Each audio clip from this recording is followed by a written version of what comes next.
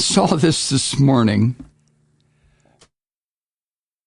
when I was having my first cup of River Moon coffee, perusing the New York Times online, and I came across a headline that says Taylor Swift, Travis Kelce, and a MAGA meltdown.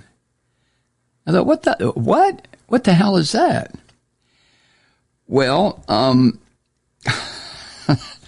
apparently the MAGA punk bastards in this country, you know who they are, the beer-bellied, screaming, white, phony Christian males who like to dress up sometimes on the weekends and pretend like they're soldiers of fortune or something. These are the real cross-dressers, these crazy bastards.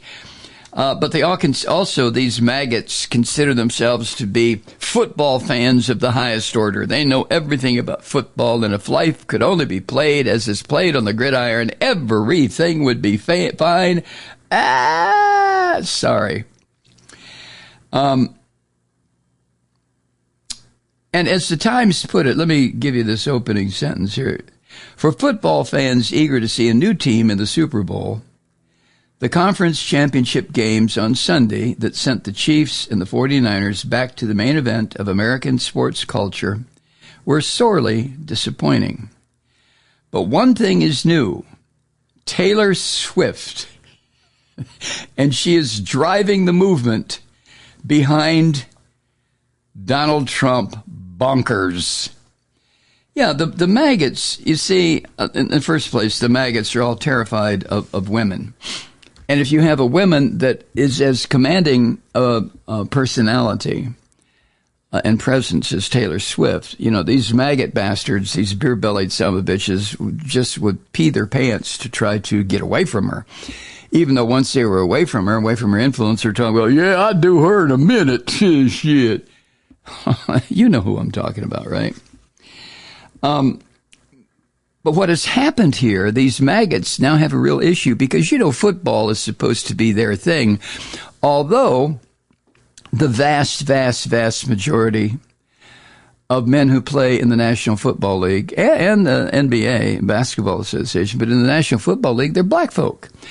I was telling a friend of mine the other day, what the NFL needs is affirmative action for white players. But I don't know what the number is. 70% of professional football players, I think it's the latest, 67, 70% are black men. So you have these white maggots who sit up in the stands, swilling their beer with their big-ass bellies and their loud mouths and screaming and screeching and hooting and holler for a bunch of black men who are playing on the field. And that continues to intrigue me. You know, these white maggots would step over a black man who was sitting on the pavement begging for a glass of water. They wouldn't give a shit. They'd just keep going. But come football Sunday or Monday or Thursday, however many nights professional football is on television now, these son of bitches go crazy, don't they, these white people? It's another one of those intriguing things about American culture in the year 2024 that I just can't understand. But I digressed. The problem the maggots are having now centers around both the Kansas City Chiefs star tight end, and didn't he have a day Sunday? Woohoo! And the world's biggest pop icon right now, Taylor Swift.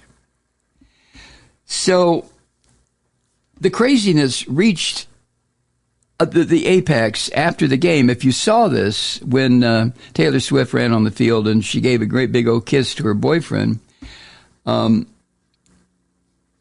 Kelce, and I could hear the groans and the moans from white men all over the country who just didn't like this because, well, everybody knows that Taylor Swift is a Democrat and a liberal. And she believes in a woman's right to privacy and a woman's right to choose a goddamn abortion if she wants one. And she also, Taylor Swift, believes in equality of everything for LGBTQ people.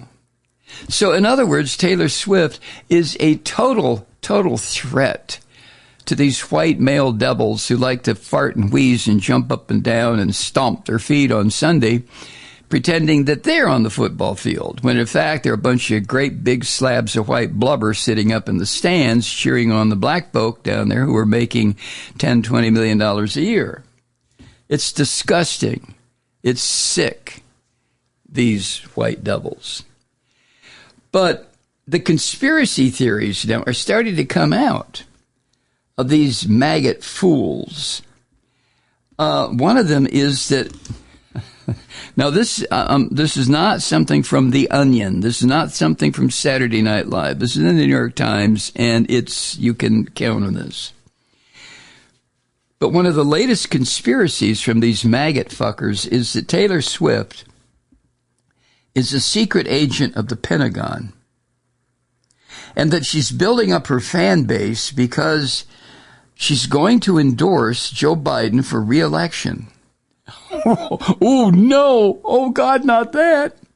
Another one is that she and Travis Kelce are a contrived couple that was put together by the deep state to boost the NFL or COVID vaccines or Democrats or pick one.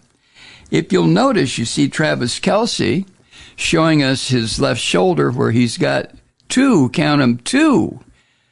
little vaccine bandages on his left shoulder, indicating that, yeah, he got his COVID shot and he also got the flu shot, right?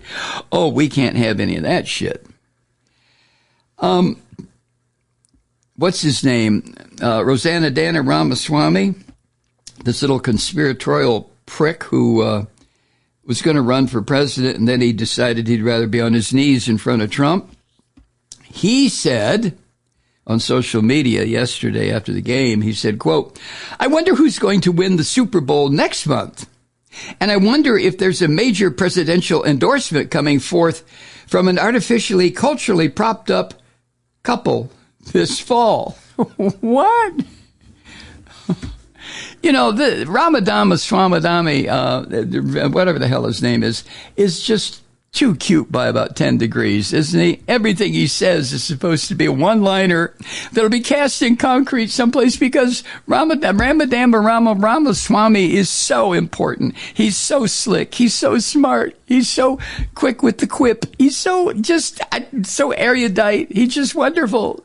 And he's got beautiful white teeth. Rosanna Dana Ramaswamy should get back on his knees, shut his mouth until Trump tells him to open it in front of Trump and wait for the command. There's another, a broadcaster named Mike Crispy. I've never heard of these people. Well, I've heard of Rosanna Dana Ramaswamy, of course, but there's a guy described by the New York Times as the pro-Trump broadcaster, Mike Crispy.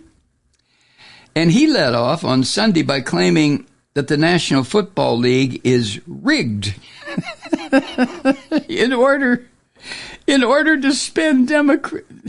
I can't do this. Mike Crispy, this Nazi sportscaster, said that the NFL, the National Football League, is rigged in order to spread Democrat propaganda. Well, of course. You're just figuring that out, Crispy, you dumb shit. You're just realizing, well, that's been the plan for decades. It's always been that way, you dumbass. Anyway, this is what he said. Calling it now. Kansas City wins, goes to Super Bowl. Swift comes out at the halftime show and endorses Joe Biden and Kelce, with Kelce at midfield. And go, oh, this guy really has it down, does he?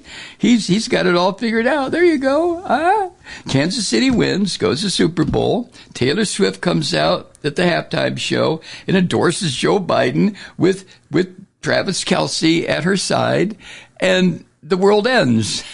These fucking people are just insane. They're just so crazy. And the thing is, there are listen to me, tens of millions of Americans who buy into this batshit.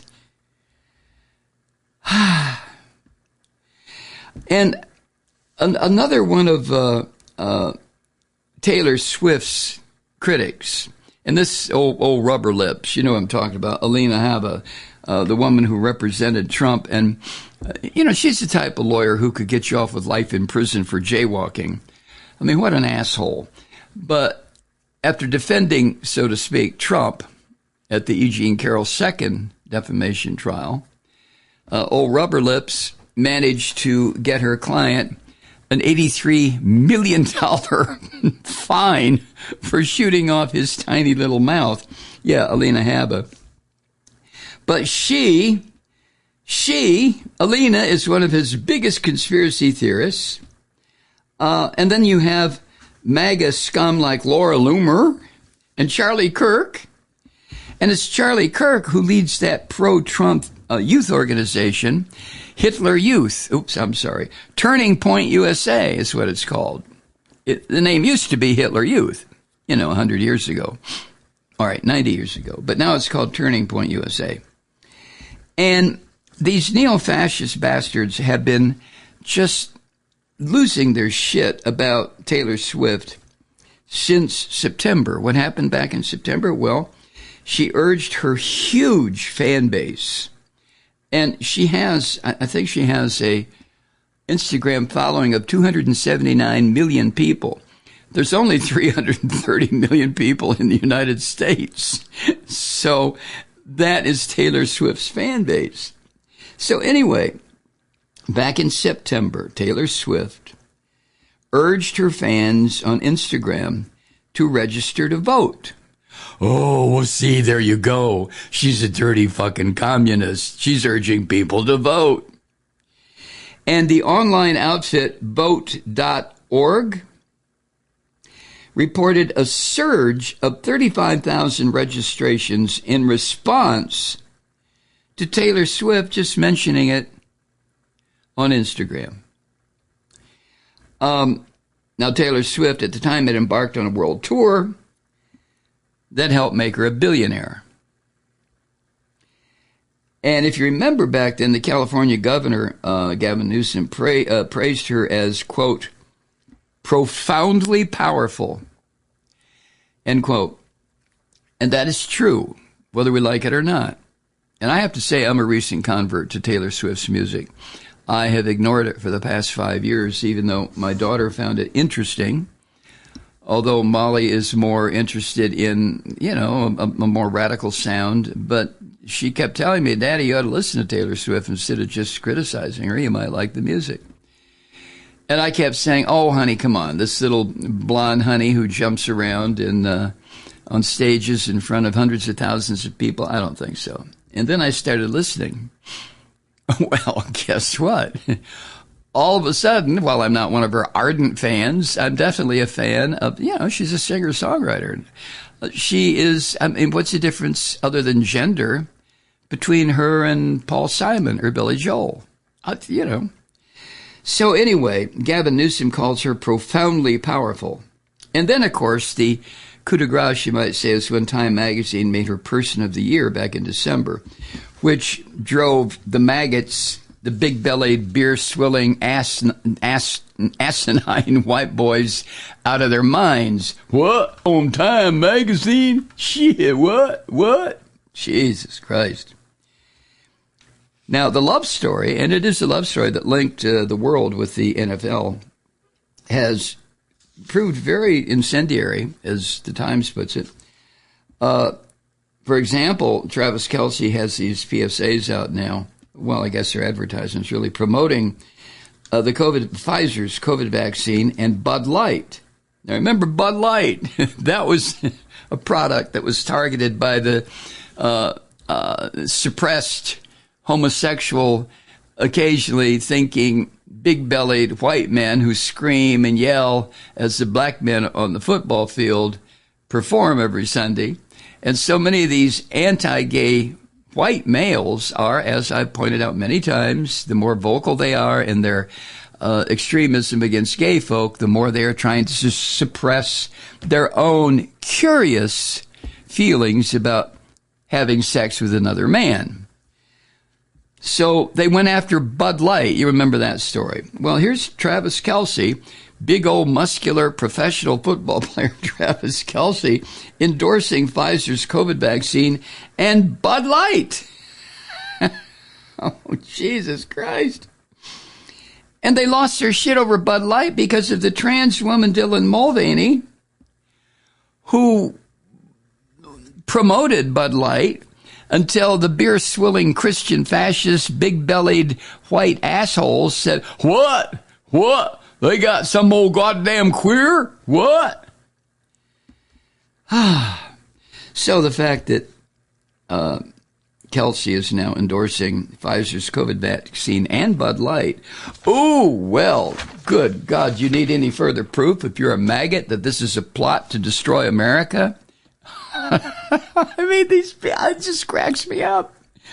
In a way, I love it, because I'm really starting to believe now that Trump has as much chance of becoming president in 2024, this year in November, as I do. And maybe less. And I've got to believe that, because he's so evil. He's such a fucking force for evil. And the people that support him they absolutely define ignorance coupled with insanity. So I have to believe, even though, the Orange Messiah or the Orange Antichrist, I should say, got 70 million votes in 2020 presidential election, which represented an awful lot, an enormous amount of crazy in this country.